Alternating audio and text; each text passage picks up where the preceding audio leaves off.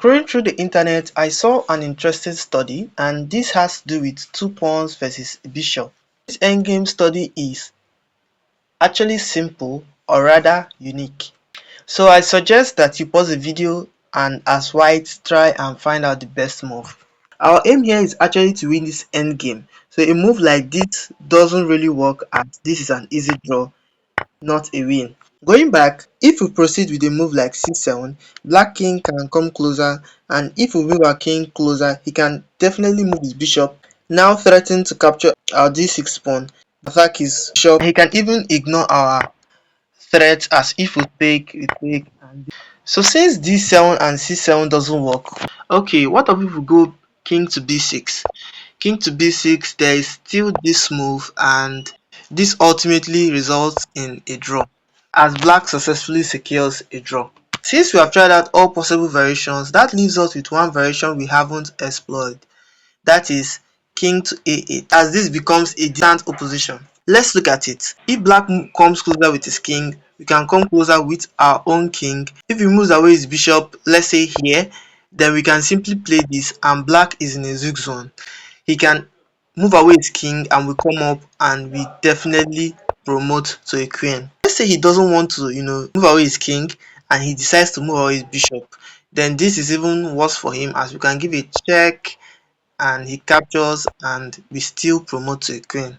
Going back, what if he doesn't move his bishop to a6, but rather moves his bishop to, let's say, e6? Then it's almost the same line, as we can simply give a check in this position. The king has two options: either he goes to e8 or d7. If he goes to d7, we promote with a check, and this is winning for white. That is for us. And no matter where he goes to, we still promote, as he must take, and once he takes, we take back, and this pawn is definitely unstoppable.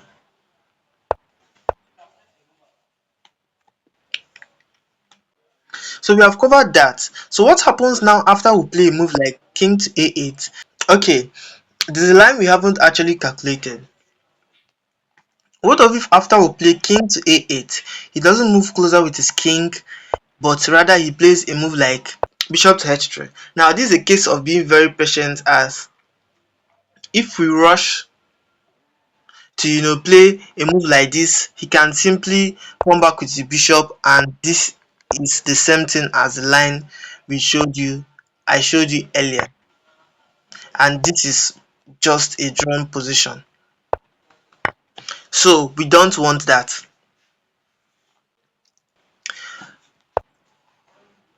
So once we come up with our king and he plays h3, we do not rush to play any pawn move, but we come closer with our king.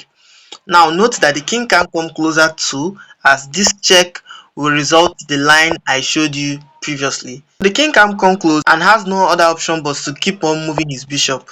And regardless of that, we push our pawn one square forward. You can notice in the previous one, the king wasn't close enough to the pawn to cover the c8 square, and the bishop had all the time to relax there. But see here, the bishop can't go back, as he can simply fake, and this is actually worse, because now you can promote two pawns and deliver a checkmate. So black must just wait and see what white wants to do, and you still promote to a queen, and this is the line I showed you previously, and this is definitely winning for whites. Yeah, this is actually the endgame study. It's actually pretty interesting, and if you want more studies like this, let me know in the comment section. Thank you very much for watching. Please like, please share, please subscribe.